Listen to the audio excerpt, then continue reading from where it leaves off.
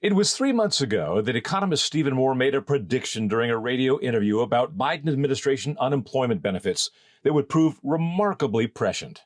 Mark my words, you heard it first on the Dan and Amy show. In 3 months, we're going to have, the economy is going to be booming. Once we get the vaccine out there, we're going to see the biggest recovery you ever saw. You're going to have businesses reopening. You know what problem they're going to have?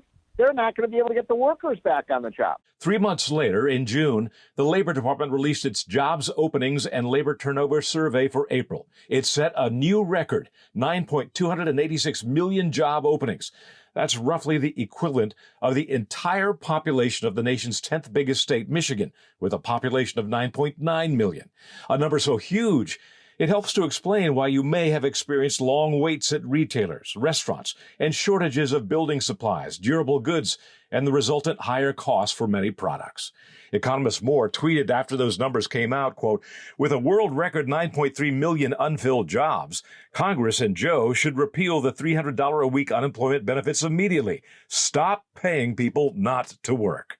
You could actually have a couple on unemployment insurance and all the other benefits getting $150,000 a year for not working. I mean, is that insanity? The Biden administration's labor secretary and its economists see it differently. Despite that progress, we're still down 800,000 state and local education jobs since February 2020. And we're still down 135,000 jobs in childcare.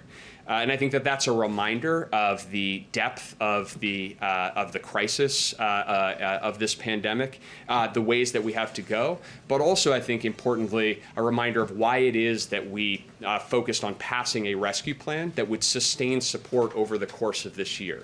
That the rescue plan was designed to not just provide support for a day or for a month, but over the course of the year, as we understood and the need to continue to provide support, to continue to build back to a stronger foundation. And we're seeing that the president's economic plan is working. The investments from the American Rescue Plan are getting people back to work, getting people back into schools. We're seeing that correlation in these numbers today. Many mainstream media outlets have provided cover for the Biden administration. The opening sentence of a glowing CNN.com piece Tuesday puts a positive spin on the jobs availability numbers. Quote, "Job openings in the United States soared by nearly 1 million in April, setting a record for the most openings added in a month, and the highest overall number since the Bureau of Labor Statistics started tracking the data in December of 2000. It was not until the 10th paragraph CNN acknowledges, quote, "Critics of high unemployment benefits also believe that the higher pandemic-era aid is keeping people at home." To be sure, there are other factors at play. Many would-be workers are refusing to return to the workplace out of lingering fear of the virus, and others are experiencing difficulty finding childcare. But it's a tried-and-true axiom of economics and simple common sense that human beings are inclined to take the path of least resistance. Why work if you don't have to? And when you look at this jobs report, you have two factors playing against each other. One is we're paying people not to work, and that's with special bonuses. And not only that, we've got a huge gap to fill to grow back up, which would lead to higher jobs. I am not optimistic about the Biden long-term jobs situation.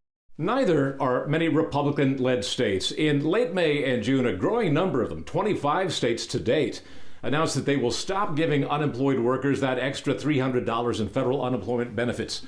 Not surprisingly, many of those states also happen to be leading the nation in economic growth. Doug McKelway for the Washington Examiner.